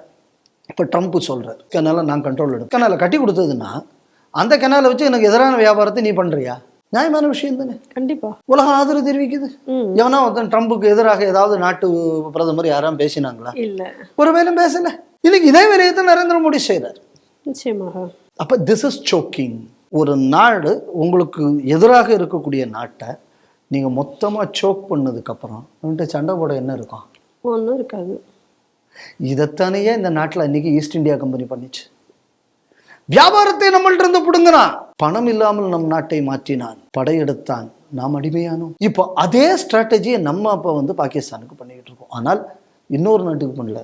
நம்மளால நீ வாழ வேண்டாம், நீ இவ்வளவு நாள் என்னால் வாழ்ந்துக்கிட்டு நீ எனக்கே ஆப்பு வைப்பேன்னா நான் உனக்கு கொடுக்காம இருக்கேன், நீ என்ன பண்ற பார்ப்போம். என்ன அலன் ஆக்டோவியன் ஹியூமால் ஆரம்பிக்கப்பட்ட கட்சியினால இதை தாங்கிக்க முடியல. எங்களால் அல்லவா இந்த பாகிஸ்தான் என்பது உருவாக்கப்பட்டது. காங்கிரஸ் பூர்ண ஸ்வராஜ்னு தான் தீர்மானம் போட்டது. ஆனா இன்றைய காங்கிரஸ் இவங்க தாத்தா இவங்க ஆளுகள்லாம் சேர்ந்து இதை பிரிச்சு கொடுக்குறோம் நாங்கள். அப்போ பாகிஸ்தானை உண்மைக்கு உருவாக்கியது யாரு? காங்கிரஸ் இல்லை. காங்கிரஸின் கொள்கையை ஏற்றுக்கொள்ளாமல் இருந்த காங்கிரஸ்காரர்கள். இப்போ நம்ம நாட்டுக்கு ஒரு கான்ஸ்டியூஷன் ஒன்று இருக்கு. அப்போ இந்த கான்ஸ்டியூஷன் என்ன சொல்லுது? ஒரு மதத்துக்காக வேண்டி அரசாங்கத்துக்குள்ள டாக்ஸ் பணத்தெல்லாம் கொடுக்கப்படாதுன்னு.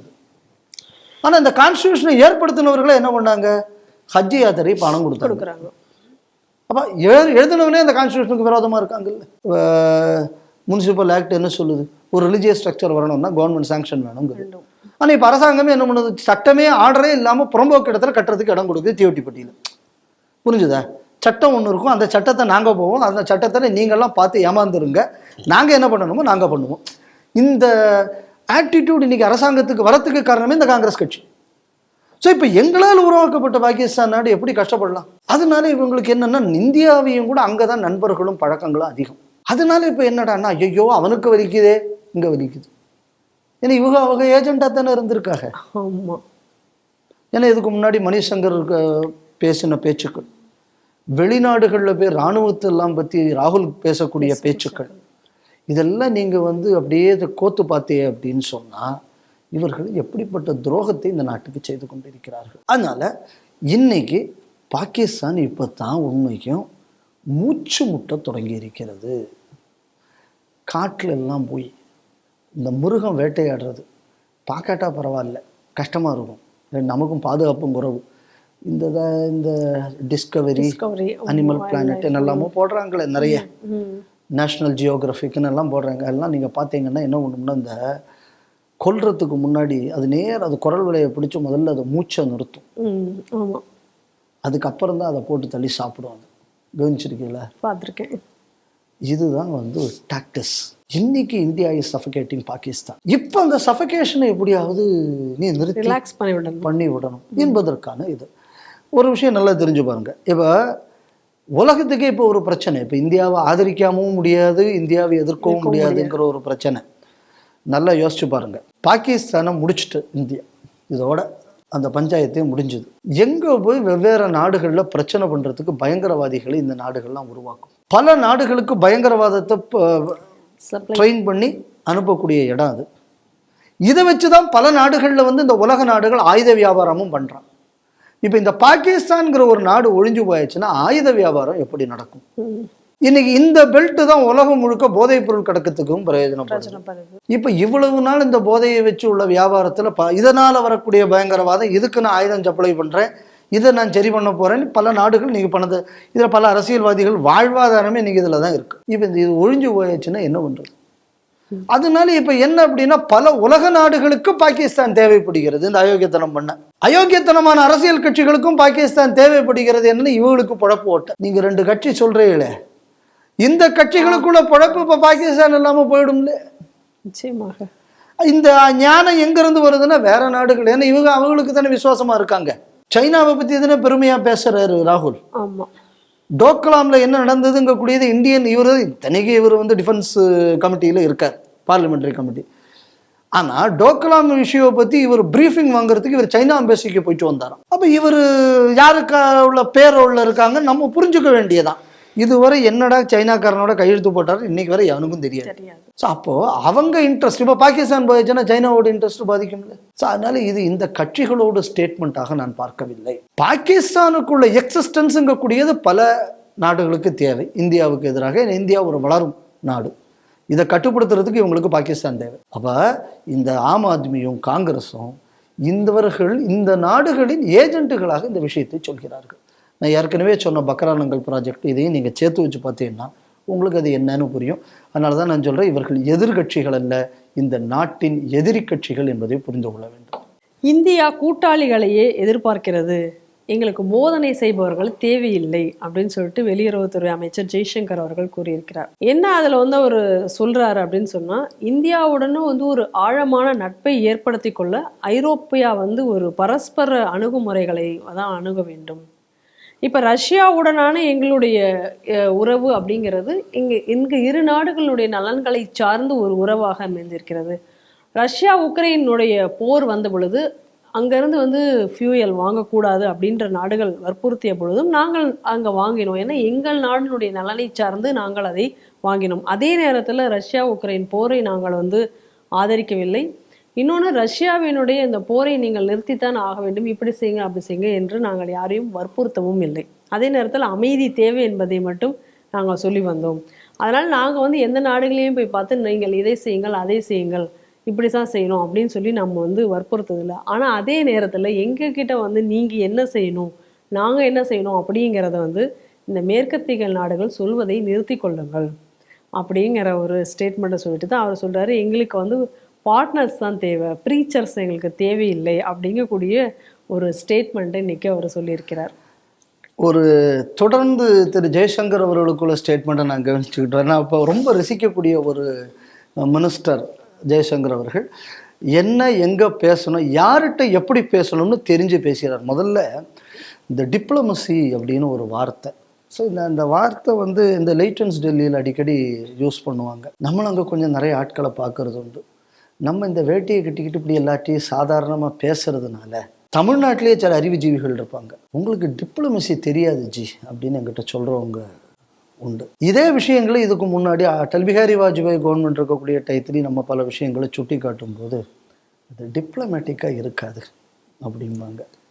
இன்றைக்கி அதெல்லாம் டிப்ளமேட்டிக்னு சொல்கிறாங்க. ஏன்னா அவர் பழைய எக்ஸ்டர்னல் அஃபேர்ஸ் செக்ரட்டரியாக இருந்தவர். ஸோ இது என்ன அப்படின்னு சொன்னான்னா, இந்த அடிமை மைண்ட் செட்டு தான் இதை முடிவு பண்ணுறது. ஸோ ஜெயசங்கர் அவர்கள் இந்த அடிமை மைண்ட் செட்டிலிருந்து வெளியில் வந்துட்டார். He is blunt, he is speaking the truth. உங்களுக்கு அது வந்து இன்றைக்கி நிராகரிக்க முடியாது. இப்போ யோசிச்சு பாருங்கள், நாங்கள் எங்கள் நாட்டுக்கு தேவை, நாங்கள் ரஷ்யாவிலேருந்து ஆயில் வாங்கினோம், என்ன பிரச்சனை? இப்போ இதே கேள்வியை திருப்பி கேட்குறது. இப்போ எவ்வளவு யூரோப்பியன் யூனியன் கண்ட்ரிஸ் ரஷ்யாவிலேருந்து சண்டை தொடங்கினதுக்கப்புறமும் கேஸும் ஆயிலும் வாங்கினாங்க. கேஸ் சப்ளை எவ்வளோ அவங்கள்ட்ட இருந்தானே போச்சு. இல்லைன்னு மறுக்கட்டும், கொஞ்சம் கொஞ்சமாக நாங்கள் கூட குறைக்கிறோம், படிப்படியாக குறைக்கிறோம். உடனே குறைச்சாச்சுன்னா எங்கள் நாடு அப்புறம் என்ன ஆகிறது? அப்போ உன் தேவைன்னு வரும்போது உனக்கு நியாயம் வந்து 10 நாள் கழிஞ்சு உனக்கு நீதி தேவதை காலிங் பெல் அடிக்கும்னா, எங்களுக்கும் எங்கள் சௌரியத்துக்கு தான் நீதி தேவதை காலிங் பெல் அடிக்கும். எல்லார் வீட்லையும் 4 மணிக்கு போய் காலிங் பெல் அடிக்குமா நீதி தேவதை? முடியாது. அது நீதிமான் எங்கே இருக்காரோ அங்கே தானே அடிக்க முடியும். அதனால் அது வந்து தெளிவாகத்தான் நீதி தேவதையும் இருக்குது. எதுக்கு நான் இது சொல்ல வரேன் அப்படின்னு சொன்னால், இந்த உண்மையை இன்றைக்கி அவனுங்கள்ட்ட ஓப்பனாக சொல்லக்கூடியவர் இவர். இதை பாருங்க, நான் ஏற்கனவே நான் பல தடவை சொல்லியிருக்கேன். இந்த காமன்வெல்த்துலலாம் இருக்கும்போது நம்மகிட்ட வந்து ஒரு இந்த ஃப்ரேம் ஒர்க்குள்ளே தான் நம்ம சிந்திக்கணும்பாங்க. நான் சொன்னேன், இந்த ஃப்ரேம் ஒர்க்கை யாரா முடிவு பண்ணுறது? நீ முடிவு பண்ணுறது ஃப்ரேம் ஒர்க் இல்லை. எல்லாரும் கூடி சேர்ந்து எல்லாருக்கும் அக்செப்டபிளாகத்தான் ஒரு ஃப்ரேம் ஒர்க்குங்கிறத நான் டெவலப் பண்ணணும். ரெண்டாவது, என் நாட்டுக்கு தான் நான் ஃப்ரேம் ஒர்க் டெவலப் பண்ண முடியும். கண்டிப்பாக. உன் நாட்டில் இருக்கிறத வச்சு நீ என் நாட்டில் நீ பண்ண முடியுமா? முடியாது இல்லை. இதை இன்னைக்கு அவர் ரொம்ப வெளிப்படையாக சொல்கிறார். இதை யதார்த்தமும் கூட. ஒசாமா பின் லாடன் போய் நீங்கள் வந்து பாகிஸ்தான், அதுக்குன்னு ஆப்கானிஸ்தான் ஒரு நாட்டோட ஒழிச்சீங்க மொத்தமாக. பாகிஸ்தான் உள்ளே வந்து அவனை பிடிச்சி கொன்னீங்க. என்னென்னா, உங்கள் ஊரில் இருக்கிற ரெட்டை கோபுரத்தை அடிச்சு விட்டாங்க, சீக்ரெட்டு பெண்டகனை அடிச்சுட்டான்னு நீங்கள் அங்கே போய் பண்ணினீங்க. அப்போ எங்கள் நாட்டில் வந்து அடிக்கிறவனு எங்கே இருந்தாலும் நாங்களும் போய் அடிக்கிறது தானே நியாயம்? இப்போ இந்த நியாயத்தை வெளிப்படையாக ஒருத்தர் சொல்லணும் இல்லை? இப்போ நீ வந்து இங்கே அன்னைக்கு வந்து நீங்கள் எல்லாருமே வந்து நேட்டோ ஃபோர்ஸஸ் பல நாடுகளுக்கு அனுப்புகிறீங்களே, அப்போ இன்னொரு நாட்டோட இன்டெகிரிட்டி, இன்னொரு நாட்டுக்குள்ள சாவரினிட்டி, இதெல்லாம் அன்னைக்கு நீங்கள் பேசலையே யாரும். இப்போ ஏன் பேசுகிறீங்க? அமைதியை தான் எல்லாரும் விரும்பணும், பீஸ்ஃபுல்லாக நீங்கள் செட்டில் பண்ணிடுங்க. சரி, அப்போ ஏன் ஒவ்வொரு யூரோப்பியன் யூனியனும் யுக்ரைனுக்கு ஆயுதம் சப்ளை பண்ணுறீங்க? விற்கப்படாது இல்லை? ஏன்னா அந்த நாடு சண்டைக்கு போயிட்டுருக்கு, அதுவும் ரஷ்யாவும் சண்டை போடுது. நீங்கள்லாம் பீஸ் லவர்ஸ் ஆச்சு, ஏன் தயார் பண்ணி விற்கிறிய? அப்போ அங்கே ஒரு நியாயம், எனக்கு ஒரு நியாயமா? ரெண்டாவது, நாங்கள் எப்படி இருக்கணும் நீ சொல்ல வேண்டிய அவசியம் இல்லை. எங்களுக்கு எப்படி இருக்கணும்னு எங்களுக்கு தெரியும். எங்களுக்கு எப்படி வந்து டெமோக்ரஸியை பாதுகாக்க முடியும்னு எங்களுக்கு தெரியும். பிரசிடெண்ட்டு பதவி எடுக்கிற இடத்துல சண்டை நாங்களாக ஓட்டோம். திருட்டு ஓட்டரை யார் ஓட்டர் லிஸ்ட்டில் சேர்த்தது? அமெரிக்கா எலெக்ஷன் முன்னாடி எங்கே கேவலப்பட்டது? எங்கள் ஊரில் அப்படி கேவலப்படல இல்லை. நாள் கணக்கில் எதுக்கு ஓட்டு எண்ணினீங்க? நீங்கள் தான் டெக்னாலஜியில் முன்னேறினவர்களாச்சு, ஏன் நாள் கணக்கில் ஓட்டு எண்ணீங்க? ஏன் எங்களை மாதிரி உங்களால் ஒரே நாளில் ஹானஸ்ட்டாக ஓட்டு எண்ண முடியலை? கேள்விக்கு பதில் சொல்லணும்ல. அதனால் நீங்கள் வந்து இதெல்லாம் பற்றி எங்களுக்கு பேச வேண்டிய அவசியம் இல்லை, ரொம்ப தெளிவாக சொல்லியிருக்காரு. இப்போ இன்னொரு கேள்வி இதோட சேர்ந்து வரும். என்விரான்மெண்ட், நாங்கள் எந்த காற்றை நாங்கள் பிடிச்சிக்கணும், நாங்கள் எதை வாழணும், நாங்கள் என்ன பண்ணணும், இதெல்லாம் சொல்லியிருக்குல்ல. கார்பன் சிங்க் பண்ணக்கூடியதுக்குன்னு ஒரு கோல் அப்படின்னு செட் பண்ணாங்க இல்லையா? இந்த கோலை இதுவரை இந்தியா மட்டும்தானே ஃபாலோ பண்ணிச்சு, ஏன் நீங்கள் யாரும் ஃபாலோ பண்ணல? இதுக்கு யூரோப்பியன் யூனியன் பதில் சொல்லணும்ல. அதனால் நீங்கள் முதல்ல இந்த வியாக்கியானம் இதெல்லாம் வந்து எங்களுக்கு சொல்லாதீங்க. உங்கள் யோக்கியது எனக்கு என்னன்னு தெரியும்.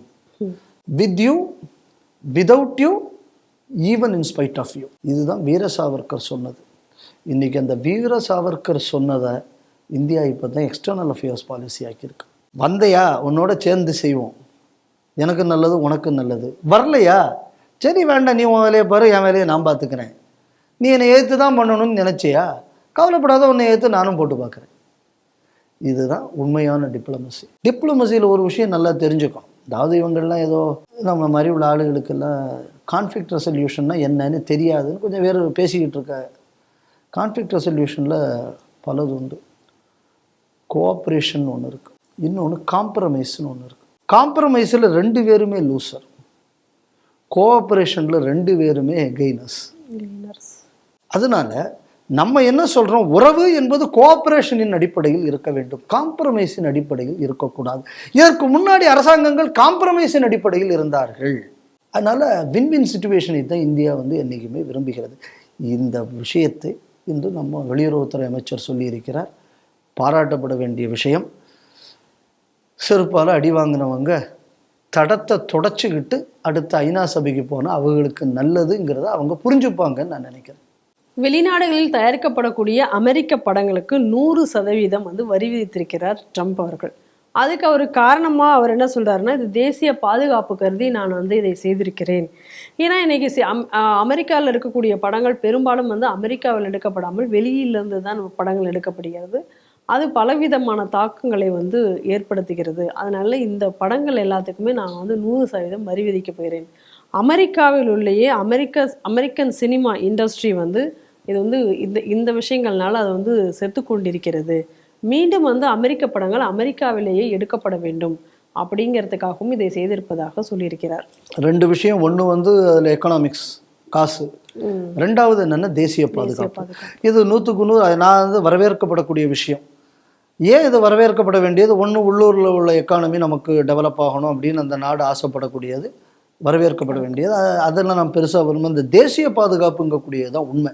நீங்கள் பார்த்தீங்கன்னா இந்த சினிமாவில் இந்த நரேட்டிவ் செட்டிங்காக பயன்படுத்தப்படுகிறது. ஏன்னா இதை முதல்ல செய்தது அமெரிக்கா தான். இன்னைக்கு வந்து சொன்னதுனால இவெல்லாம் ஒரு செயின்ட்டுன்னு மட்டும் நீங்கள் தயவு செய்து நினைக்க வேண்டாம். ஏன்னா அந்த காலத்தில் வந்து இந்த சார்லி சாப்ளின் கார்ட்டூன்னு ஒன்று வரும். அதை வச்சு ஒரு ஆன்டி ஹிட்லர் சென்டிமெண்ட்டை உலகம் முழுக்க உருவாக்கினவர்கள் இவர்கள் தான். அதுக்கப்புறம் ஜேம்ஸ் பாண்டுன்னு ஒரு கேரக்டர் வந்தது.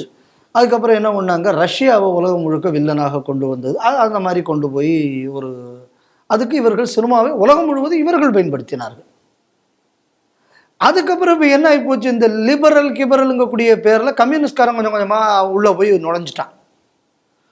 நுழைஞ்ச உடனே என்ன பண்ணா, அவன் தாட்டில் நான் சினிமா எடுக்கிறேன்னு சொல்லி அந்த லிபரலுங்கக்கூடியதை கொண்டு வந்து என்ன பண்ணான், அந்தந்த ஊரில் இருக்கக்கூடிய லோக்கல் வேல்யூஸ், ஃபேமிலி வேல்யூஸ் எல்லாம் ஒழிச்சான். இன்னைக்கு என்ன ஆகி போச்சு, ஒவ்வொரு நாட்டில் இருக்கக்கூடிய சமுதாயங்களும் அவர்கள் வேர்களை இழந்து இன்று ஆகிவிட்டது. அப்போ சமுதாயத்தில் பண்பாட்டின் வேர்களை ஒருத்தன் இழந்துட்டான்னா அவனுக்கு ஆட்டோமேட்டிக்காக தேசபக்தி இருக்க முடியாது. அப்போ அந்த தேசபக்தி என்பது ஒரு நாட்டில் என்னைக்கு இல்லையோ அப்போ அந்த தேசத்தை யார் வேண்டுமென்றாலும் எப்படி வேண்டுமென்றாலும் அவர் அந்த நாட்டை வந்து தோற்கடிக்க முடியும். ஸோ இந்த விஷயத்தை அமெரிக்கா இதுக்கு முன்னாடி உலகம் முழுக்க செய்துக்கிட்டு இருந்தது. இன்னைக்கு என்னடானா இந்த விஷயத்தை எல்லாமே அமெரிக்காவுக்குள்ளே செய்துட்டு வந்தான். அதுக்கப்புறம் என்ன அப்படின்னு சொல்லியாச்சுன்னா, இந்த லிபரல், இப்போ நம்ம ஊர்லேயும் இந்த இது உண்டு. இந்த லிபரல் பேசக்கூடியவன் அம்புட்டு வேறும் என்னென்னா, நம்ம ஊரில் இந்த ஆராசா என்னெல்லாமோ கூட்டங்கள்லாம் இருக்க, என்ன உதயநிதி, உதயாத நிதி, உதைச்ச நிதி, உதைக்காத நிதி, என்ன எக்கச்சக்கவும் இருக்கு. இதுக்கெல்லாம் இந்த நியாயங்கள்லாம் பேசும். அதே நேரத்தில் இதே நியாயத்தை ஏண்டா சுழுக்கனை பற்றி குரானில் இருந்தோ பைபிளில் இருந்தோ பேசுனா ஒரு பயிலும் பேச மாட்டான். ஏன்? அது மைனாரிட்டிக்கள் மனதை புண்படுத்தும். அப்போ ஹிந்துக்களை திட்டுறையடா, அது ரைட் டு எக்ஸ்பிரஷன். அப்போ இந்த மாதிரியான நரேட்டிவ் செட்டிங் இங்கே தமிழ்நாட்டில் வந்து சினிமாவை பாருங்கள், உண்மையை கூட சொல்லக்கூடாது. காஷ்மீரில் இருக்கிற உண்மையை சொன்னார், மணிரத்னம் வீட்டில் தூக்கி குண்டை தூக்கி போட்டான். இன்னொரு ஊரில் நடக்கக்கூடிய ஒரு பயங்கரவாத உண்மையை சொன்ன உடனே அங்கே விஸ்வரூபம் பணத்தை சோழியை முடிக்கிறதுக்கு இது பண்ண, இந்த ஆளும் கடைசியில் அவன் சுண்ணத்து பண்ணாலும் பரவாயில்ல, நீ சொன்னால் நான் சுண்ணத்து பண்ணுறேன், நீ தான் சுண்ணத்து பண்ணுறதுலேயே எக்ஸ்பர்ட்னு சினிமாவை சுண்ணத்து பண்ணிட்டார். யார்? கமலஹாசன். அதுக்கப்புறம் வேறு எந்த சினிமா வந்தாலும் இவர்கள் எதிர்ப்பு. என்ன நரேட்டிவ், நீ சினிமாவை வச்சு பயங்கரவாதியே இவன் தான் பயங்கரவாதிங்கிறது அடையாளம் காட்டிடாத. நீ அடையாளம் காட்டிட்டீன்னா எங்கள் பயங்கரவாத நடவடிக்கைகளை செய்வதற்கு எங்களுக்கு கஷ்டமாக இருக்கும். அவன் நரேட்டிவை செட் பண்ணுறதுக்கு சினிமாவை யாரும் பயன்படுத்திடக்கூடாதுன்னு ஒரு மிரட்டலை வச்சு சினிமாவை க்ளோஸ் பண்ணிட்டான். அதுக்கப்புறம் நீங்கள் பார்த்தீங்கன்னா இந்த சினிமாக்காரர் வந்திருக்கு, என்ன தமிழக வெட்டி கழகம்னு ஏதோ ஒரு கட்சி வந்திருக்குல்ல, அந்த சினிமாக்காரர் 28% ஜிஎஸ்டி. எங்கடா 28% ஜிஎஸ்டி? ஆமாம், ஜிஎஸ்டி வந்த புதுசில் ஏதோ ஒரு சினிமா எடுத்தார், சினிமா பேர் மறந்து போச்சு. அப்போ ஒரு தப்பான ஒரு விஷயத்தை சொல்லி மக்கள் மத்தியில் பிரச்சாரம் செய்யுது. அப்போ நரேட்டிவ் செட்டிங்கு சினிமா பயன்படுத்தப்படுகிறது.